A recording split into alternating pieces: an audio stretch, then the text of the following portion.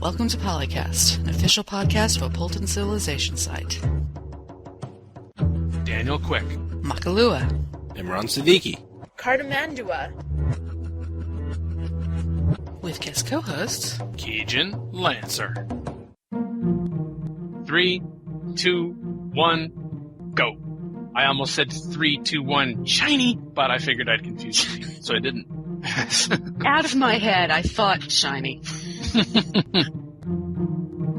So, ladies and gentlemen, we're at PolyCast episode 48 and introducing the participants.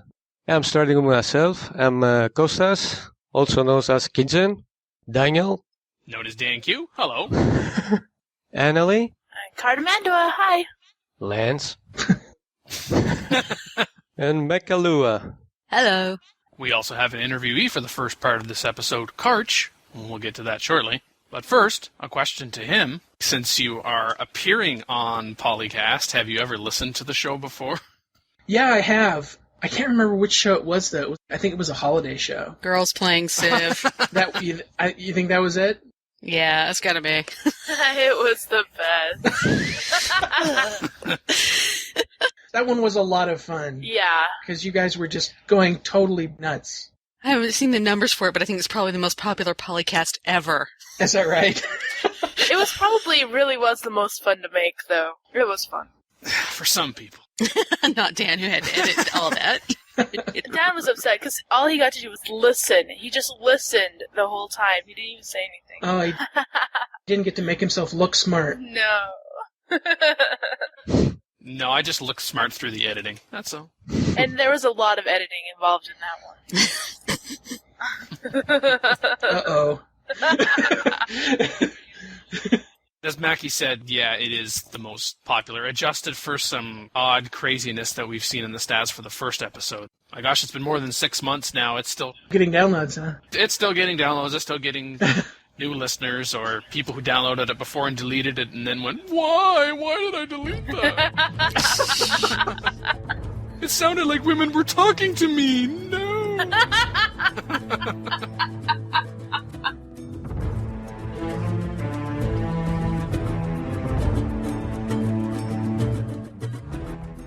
We speak with recent novice play champion Carch Baudicher on Apolyton Civilization 4 Beyond the Sword Tri-League Tournament Series in the first of a two-part interview, the second to follow in a future episode. At the news desk, several previews of Civilization 4 Colonization reveal some new details about this, quote, standalone expansion, unquote, coming to PCs this fall. In forum talk, armored units have had their collateral damage ability removed in the new 3.17 patch for Beyond the Sword. Good or bad, and is the Barrage promotion broken? Then in the Senate, switch to free religion as soon as it becomes available, and research feudalism or engineering first. Welcome to an interview segment where we hold conversations with key individuals in the Civ community. On Apolyton Civilization Site, we have the Beyond the Sword Tri-League Tournament.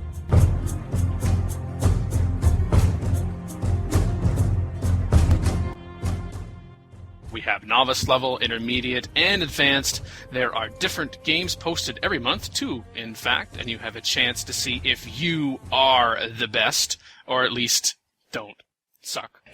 Not that I would know anything about that. I would. If you happen to be one of the winners in either of the leagues, again, Novice, Intermediate, or Advanced, then not only do you get an Apolyton Plus subscription for 3 months at Advanced, 2 months at Intermediate, or 1 at Novice, but for the next round of the tournament, you also get a custom forum title that says you are the reigning champion. We have with us a recent Novice League champion, Carch, who in something called Real Life goes by Kenneth Baudicher. So Ken, tell us about the Tri-League in general terms. Well, it's actually a very interesting tournament. It's kind of like a duplicate tournament. The people who put together the tournament create a save game, and they upload that to the forum, and then everyone has a chance to download it and play it through, and when you're done, you upload the results. The person with the best adjusted score wins. everybody's playing the same game, and they take care when they're creating the game to make sure it'll be interesting, make sure you have resources that are useful to you, and make sure it's going to be challenging at the same time. Kind of like reminds me of Duplicate Bridge, where everybody's playing the same thing. You mentioned adjusted score. How is that differing from score? That's a good question. Civ has 2 scores when you finish a game, and the raw score is what you get based on territory that you've conquered and what your population is and what your army size is and things like that. And the adjusted score is adjusted based on the difficulty, the size of the map, and some other factors. I don't remember all of them. Can they judge? Is there a fudge factor? Is doing amazing things to get you any further along the whole thing? I don't think so. I think they just go by the raw adjusted score that Civ gives you. I can't remember them actually giving anyone a win based on doing something crazy. Does he intend to move up to the next level? I mean, it's a try, right? That's a really good question. I was actually, when I started in the intermediate level, and I got my butt kicked repeatedly. And I decided I'd better drop back down to the novice level. And that's another thing that's actually nice about the tournament is that the organizers are good about letting you switch difficulties if you feel like you need to. I've actually been trying a couple of the intermediate games recently to see if I would do okay, and it's still kicking my butt. So I'm probably going to stay at the novice level for now. It's nicer to win. That's why I'm pushing for an inept level. I'm going to join. Knows how to click level. What are your reasons for entering the tournament in the first place, and why do you continue to participate? The reason that I entered in the first place was I'm kind of a serial restarter when it comes to playing Civ. I get going in a game, and then things don't go the way I like, so I will go back a few turns and try again. I decided that I would like a little bit more of a challenge, and one of the interesting things about the tournament games is that you're not allowed to do that. You have to play them straight through without restarting at all. We're basically on the honor system to make sure that we do that, but they say they have ways of detecting if you've gone back and cheated. I wouldn't know about anything about that. But anyway, I decided to join the tournament to give myself that extra challenge, and I had been playing at Prince level, and the intermediate games are at Monarch, if I remember right. So I wanted to kind of like push myself a little bit. I was just interested in the competition. As far as why I continue playing, it's just been a really interesting series of games. The guys that put together the tournament, they do a really great job of coming up with different interesting scenarios and sort of mixing up the leaders that you come up against, all different kinds of maps and settings for the maps. So you get to play things that you wouldn't normally play unless you're like really into variety, into doing a lot of different things with Civ yourself. The organizers of the Tri-League are Matt Newgog, who has been on PolyCast before, as well as Rob Warham, who has a username called Rob Warham. Real original. Not that I have much ground to stand on. Yeah. And yes, the intermediate games are at Prince difficulty, advanced at Emperor, and novice at Warlord. Is there a favorite strategy you follow, or do you have a dynamic way to play each game? I like to rapidly expand. That's kind of the only constant strategy that I follow is that.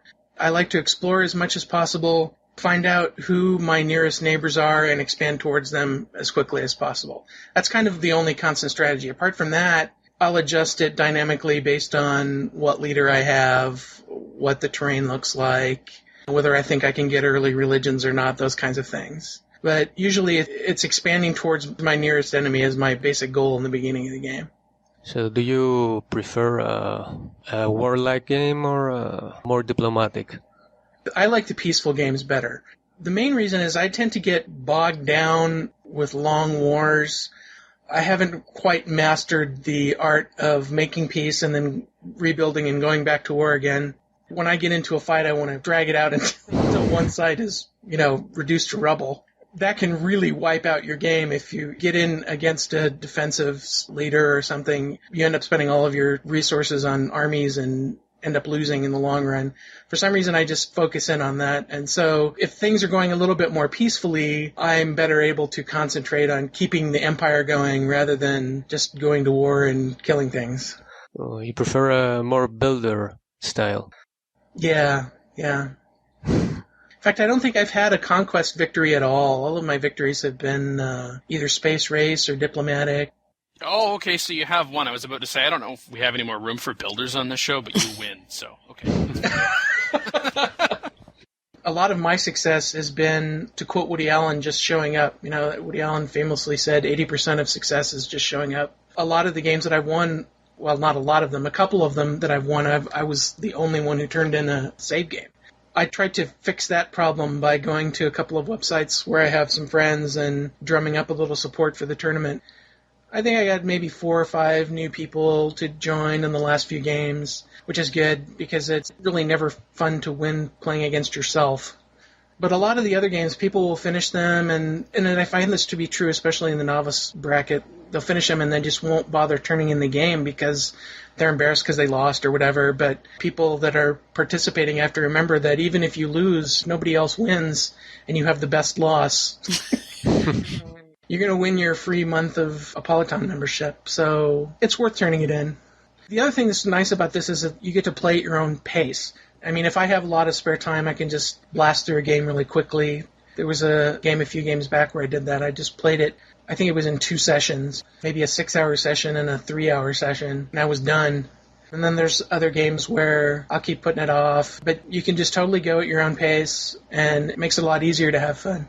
And I wouldn't have thought that a competition where you're not really seeing your competitors could be all that great, but it turns out to be good. End up having some lively discussions after the games. Not so much in the novice category, because I think a lot of the novices think that they don't really have anything to say. But I like reading the advanced and intermediate discussions too, because they play similar maps. They're not exactly the same, but they're similar in layout. So if there was one thing that you could suggest to Rob and Matt with regards to the Tri-League that you would like to see changed, added, deleted, what would it be, if anything? As a completely selfish request... The best kind.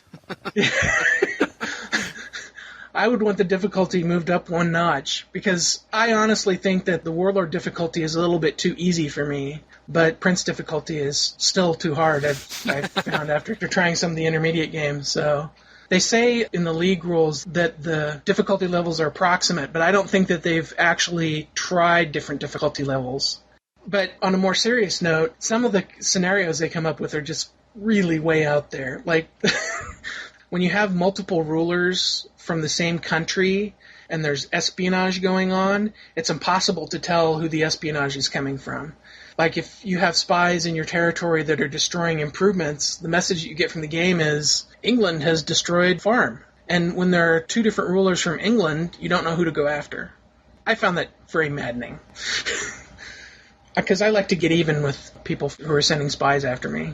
That said, they do just a really outstanding job of keeping a lot of variety in the matches and different map types, which I really enjoy playing all the different map types. Exactly. That's why we keep them around.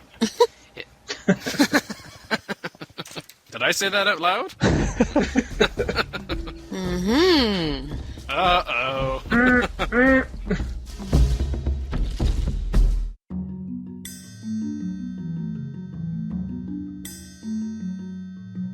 Here's what's been making news in the Civ community. Civilization 4 Colonization. Written by Dan Stapleton for PC Gamer US, that's the Games Radar article. Just looking specifically at what's new in terms of what we hadn't known before. Colony management is heavily automated by default, but you can micromanage each colonist's job assignment. Any colonist can be assigned to any profession, but trained masters get bonuses. Mm. Jason Ocampo over at IGN says the game will feature randomly created maps, just like Civilization, and it's up in the air whether historically accurate maps will be included. Please. Okay. There's my pitch. They should be included. Isn't that important? I mean, wouldn't that be critical that we have a map of the New World? Yeah, at the very least, we have to have the map of the Americas. This next point had me kind of going, ooh, a little bit, which was much of the game will involve the trade mechanism of sailing ship going back and forth between New World and Old World. It's what it did before. Yeah, I didn't actually play much of the original Colonization, which might be going part to that, but we'll see. We'll see. How you deal with your monarch will affect the end game because your goal is to eventually throw them off and establish independence from them. If you comply with their requests, you'll stay friendly but poor. If you resist, you'll find yourself saddled with higher taxes or more troops stationed in your territory. Makes sense? Yeah. And of course, for those familiar with the original colonization, either through reading it and or playing it, some of this may not be new to you at all. It's just like, oh, well, same old, but getting everybody on the same page, hopefully. The GameSpy article goes first to go into detail with regards to what happens after you declare independence. You get a series of either or questions pop up immediately after you declare independence, the collective results of which will comprise your nation's constitution. Will you support slavery, enforce the separation of church and state, model yourself after monarchist rulers, or opt for a representative democracy? Each of these elements will bestow certain global properties on your colony. Also, you can freely engage in trade or enact treaties with any groups you encounter, native or colonist, and there are skills that can only be taught to your units by native cultures. The furrier trade, for example, can only be taught by the Incan Empire. They did the same thing in the first colony. That was great. Yeah, you could get some trained skills by hiring specialists in from the old world, but some things you could only pick up in the new world. I forget how you get them, though. In 10 years. You sent an untrained colonist or indentured servant to the Indian village, and then they would teach them. They only do it once, though. Miguel Lopez was on GameSpy, and then the big download over at David Croddock. I'd never actually visited this site before, or heard of this site before.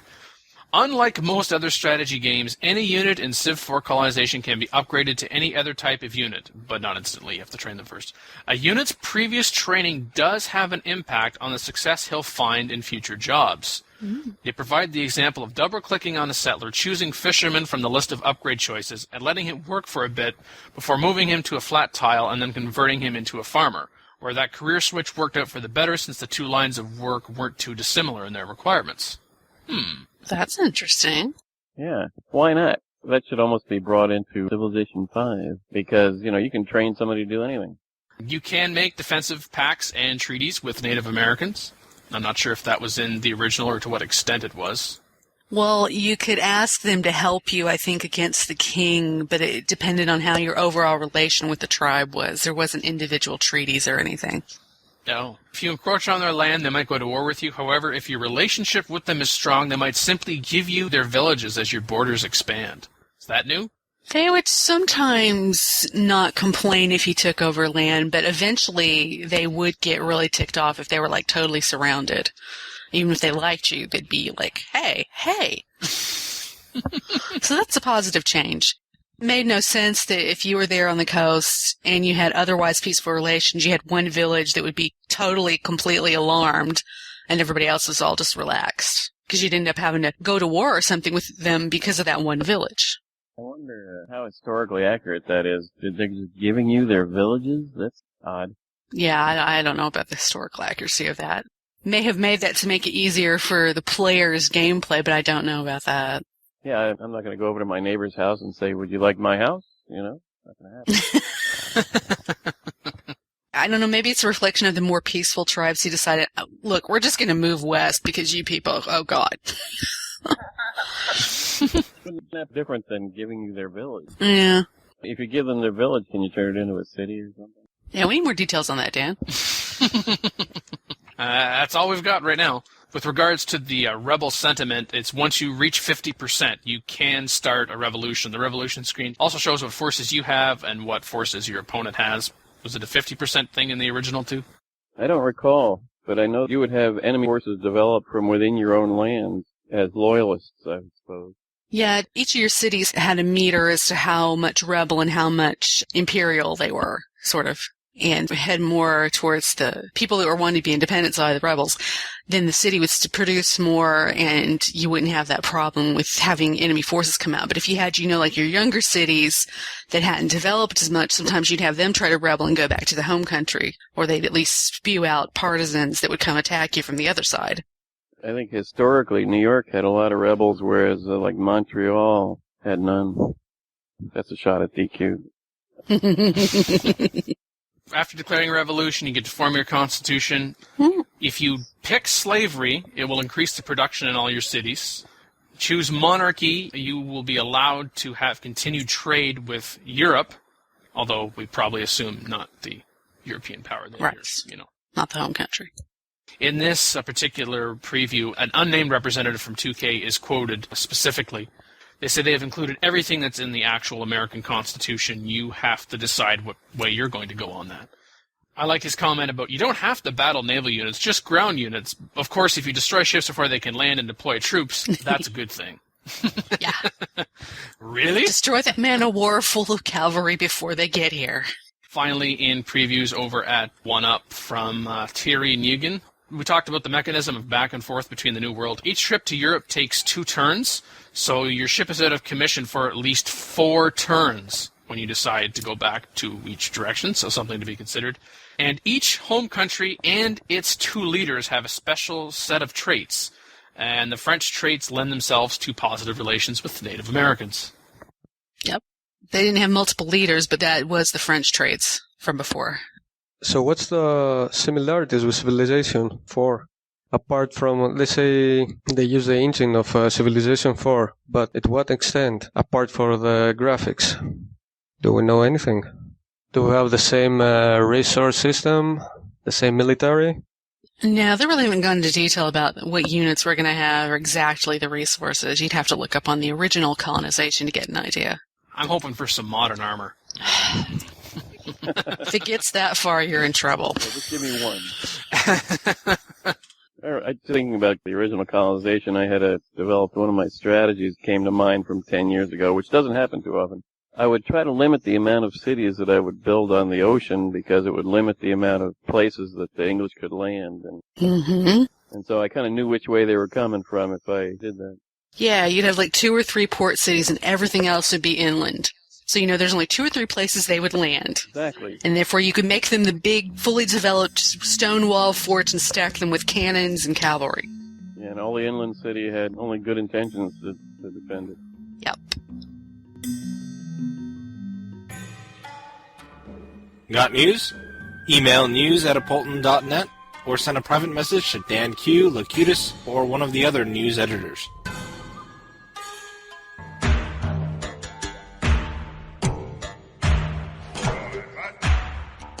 This is Forum Talk, where we investigate hot Civ issues in the forums.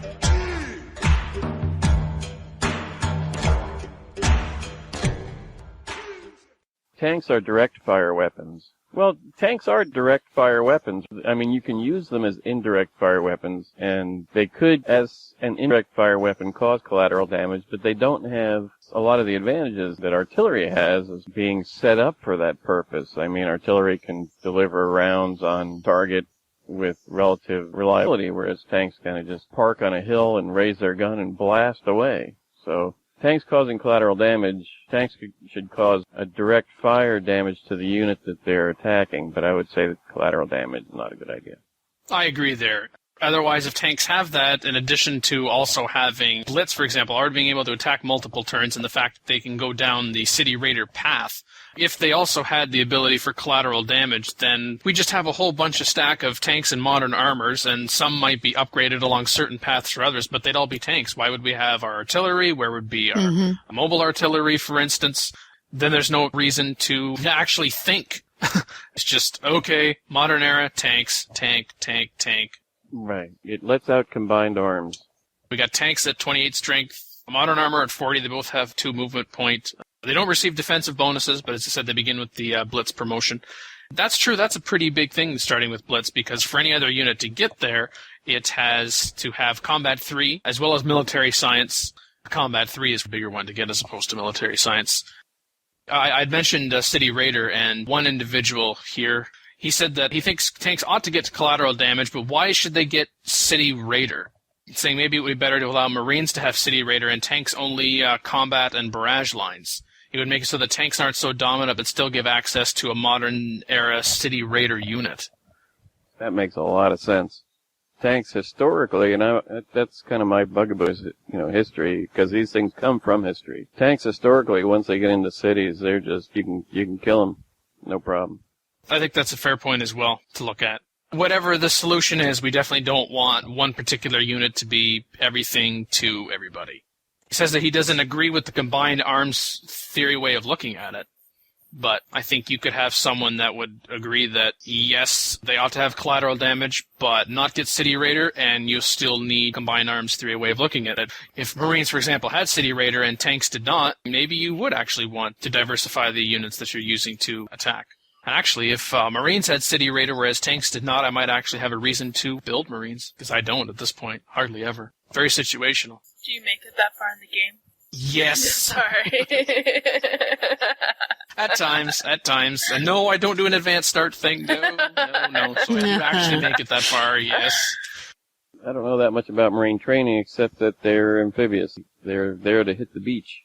That's what their thing is. That should be their predominant goal. I don't know if they do a lot of city training, whereas the regular army does a lot of city training combined with their other training. Also, there are special units that are focused on city.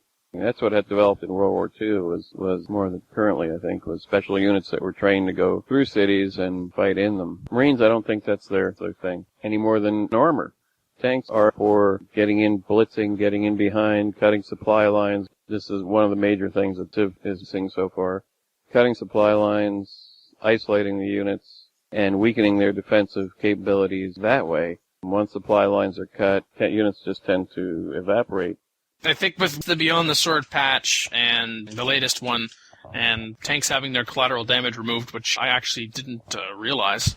The only thing I saw mentioned in the change log for 3.17 is that it fixed the barrage promotion error. Didn't even know what that was talking about. Given how powerful tanks are and modern armor is from a gameplay perspective, I can see the removal of collateral damage capability, but for reasons stated, perhaps it would be better if they kept that and they got rid of City Raider, and definitely having both is making it so that it's much too powerful line of units, the armored units. There's a lot of realism discussion in there, but of course it all comes back to gameplay balancing, or at least it ought to. Yeah, but if you want to have it be a green Jello with pineapple chunks that can do this and that and the other thing, that's fine. But if you're going to put a picture of a tank there, it should behave like a tank. But gameplay does come into it, certainly. But I'm on the historical side. What about orange Jello? Orange Jello is just too powerful.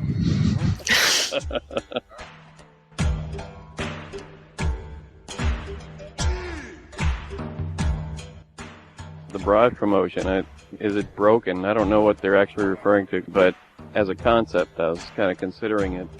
Well, that thread is basically just saying that he's done a number of tests and has got all these statistics. Basically, it's proving that the barrage promotions don't do anything. They don't change your end results. I don't really know enough. I don't look into that well enough to actually know if he's right or not. So what you're saying is talking about how the barrage promotion doesn't actually promote anything. Right. Yeah, that it, against other units promoted otherwise. What you're getting in terms of benefit is typically negated by a comparable unit with other promotions, such as City Raider, for instance, and Drill. Right. But I don't know enough to know whether or not it has any basis in reality. It probably does. It looks like he did his test. Well, there are lots of numbers, so I assume it's right.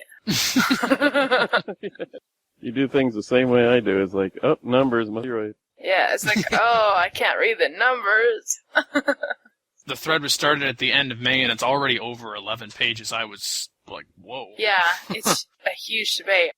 Civ 4 and the indirect fire barrage stuff, where you bring 25 catapults and blast the heck out of stacks and all that sort of stuff.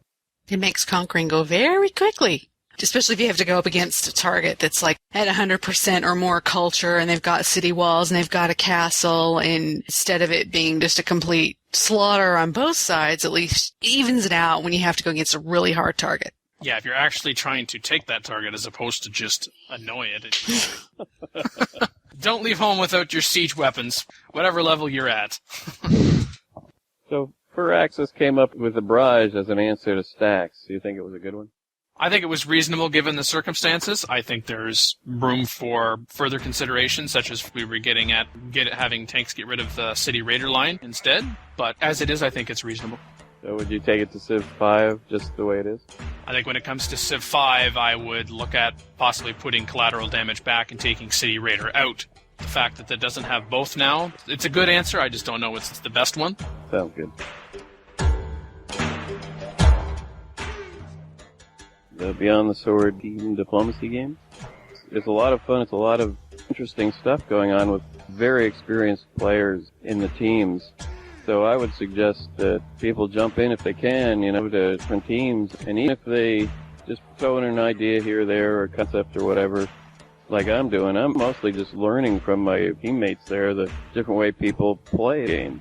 From what Ken was saying earlier about the fun aspect of the game and not getting too much into the mathematics of it, I'm learning how that's done. I've never really done that. I've just gone after it. So there's a lot of opportunity to see the way different people play the game. And so I would just suggest that people go there and get in a team and have some fun and enjoy.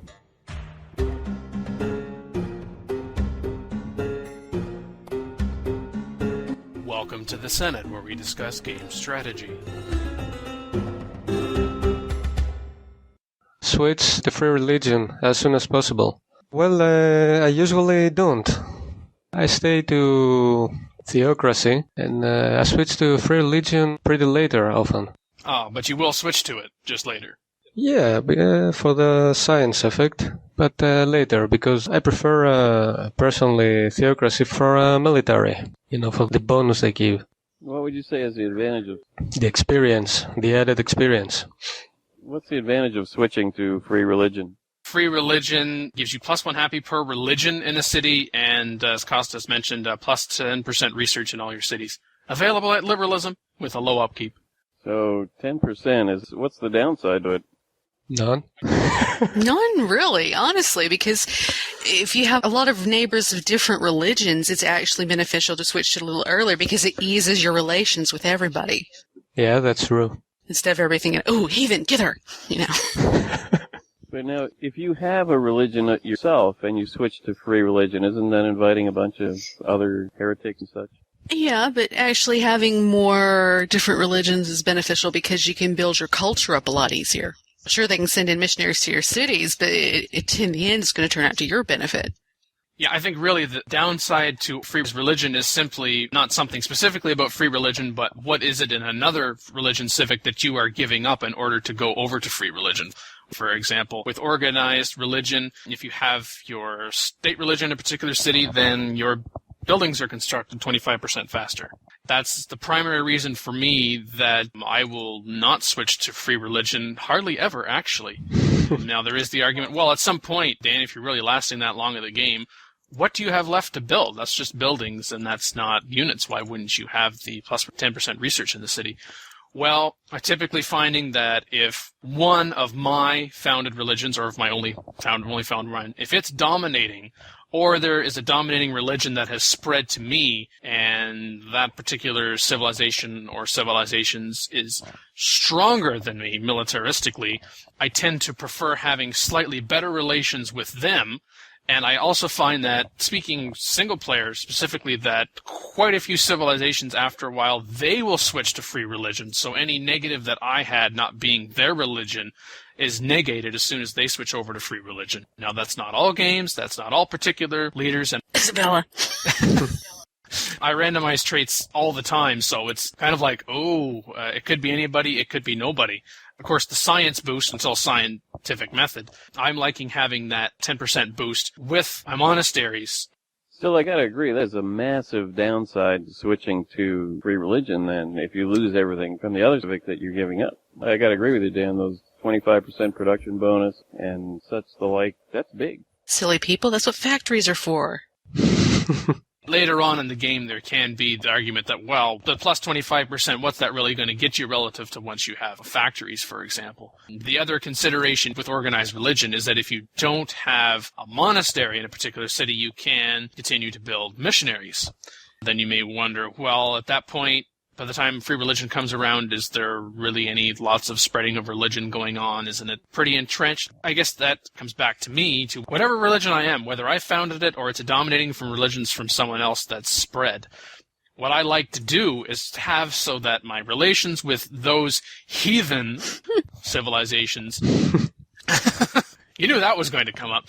That my relations are as good enough as I can make it with them in the hope that they are not at theocracy, so that, in fact, I can take my missionaries and spread them into theirs and hope that they'll switch. Or at the very least, if that doesn't work, that they will soon switch to free religion. For example, in trade negotiations, if I have liberalism and they don't, and their religion that I'd rather them not be, either they need to come over to mine or they need to switch over to free religion, then I will hand them liberalism at times and hoping that, oh, please, switch. Good strategy tip. Yeah, I'm kind of the same way. I'll stick with my organized religion for the majority of the game until the very end, modern era, when I don't necessarily need that bonus anymore, and then I'll go to free religion. Feudalism or engineering? It's a poll, in part, which is which do you usually tech first? Generally speaking, is it engineering or feudalism? Engineering is currently leading the poll, strangely enough, with 100 voters exactly. So 61% here means 61 voters, and 39% meaning 39 voters for engineering and feudalism, respectively. Diamond Eye asks, which do you usually go for first? I'm with Diamond Eye and the majority here. I'm going with engineering first for me, since Beyond the Sword, because of castles, how it doesn't take very long for castles to go away. As soon as I am able to research engineering, I'd like to grab that so that I can get started on my castles so they can be as effective as possible for as long as possible.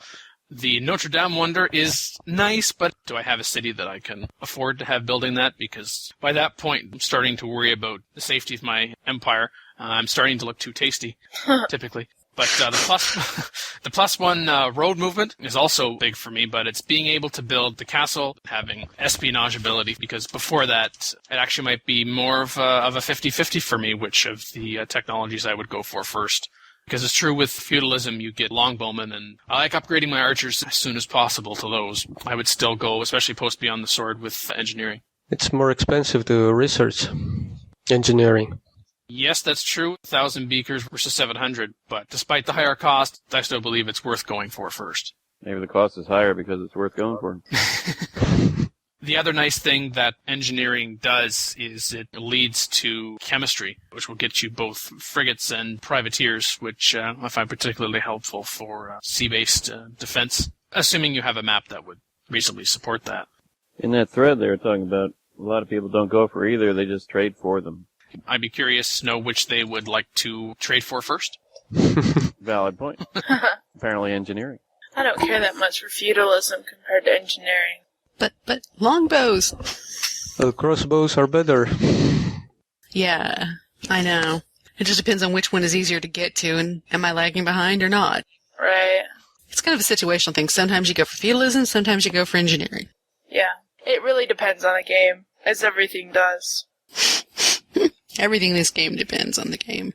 That's true. Generally speaking, I would go for engineering before feudalism. Just because if we just said, oh, well, it's situational, then the show could get pretty boring. Well, I know, I'm just... You ever do anything just because you feel like, hey, what the hell, I'm in the mood to go for feudalism? And... I'm feeling very feudal today. Yes, exactly. I want to beat some serfs today. That feeling comes on occasionally, yes. Especially during PolyCast. Other than the cost of engineering, and the biggest negative against engineering is that it gives you trebuchets. What a useless piece of... Dan, calm down. Oh, I'm going to my happy place. Girls playing soon. You knew that was coming. Call in today. In North America, the number is 301-637-7659. That's 301-637-POLY. In Europe, 44121-288-7659. That's 44121-288-POLY. You can Skype us at the PolyCast or email us at polycast@apolyton.net. For more information on PolyCast, our sibling show ModCast, or about PolyCast in general, log into the series official website at polycast.apolyton.net.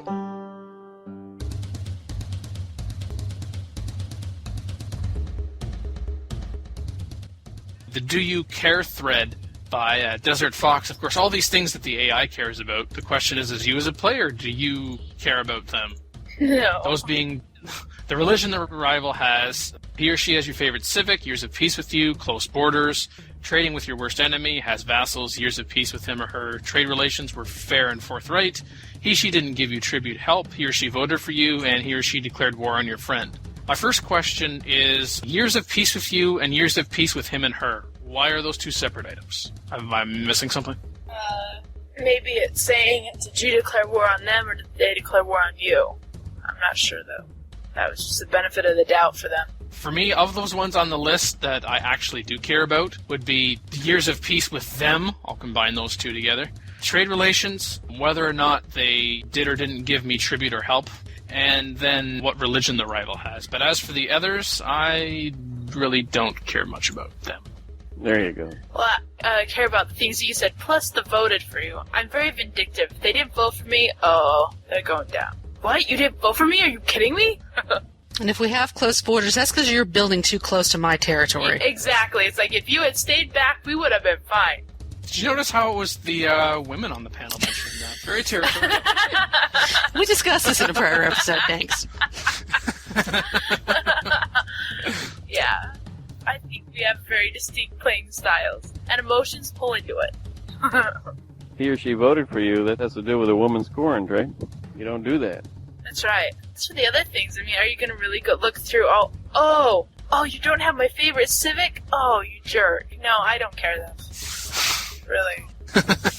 There's some women, I'm sure, that are controlling enough that they're like, you should do everything the way I want you to do it, but I don't care that much. Feel free to run slavery. I'll just run emancipation right next door to you. That's right. He. And then I make up things like, my people love me better than they love you, so, I mean, that counts, right? My color is shinier than yours. That's right. How many days of work school have you missed because of Civ? My answer is none. Yeah. None either. Well, that's boring. Well, I've been amazingly ineffective on some days of work in school because of Civ, but I haven't missed them. Yeah. You're there in body, but your mind is in the game. I'm there in body, but my mind is asleep. Yeah. Oh, recovering from. Uh-huh. Yeah, I'm with Maki on that one. It's one more turn. It's 3 a.m. What? And I have to get up at 6? Oh, crap. Yeah, gotta love it. Thanks for listening to PolyCast episode 48, and thank everybody who's here. Start with Dan again. Dan, thanks for doing this. Oh, you're welcome. Thanks for being here. I love being first. Costas, thanks for being here, pal. Sure. Thank you. Cartimandua, Thanks, bye. and, good grief. Every time. Makahlua. Almost. Makahlua. He's very close. He's closer than most people. I'd say it's her own fault. She chose her name. Hey, did not.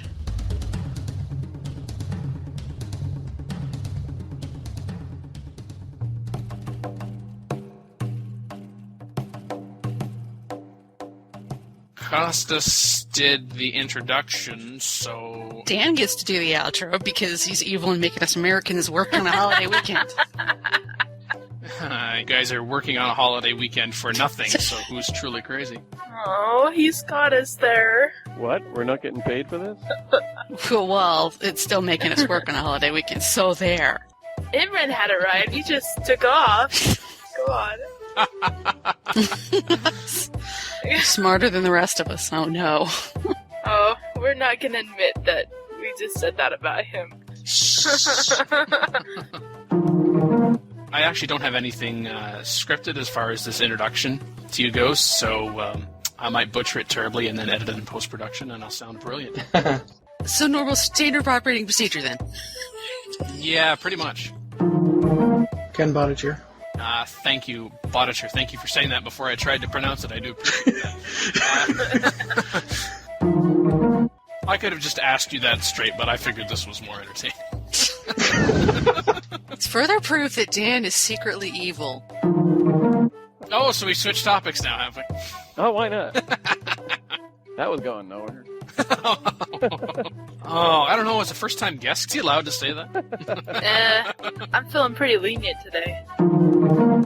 Brain's not working today. I have ears like that. And we stopped. Topic? Anyone?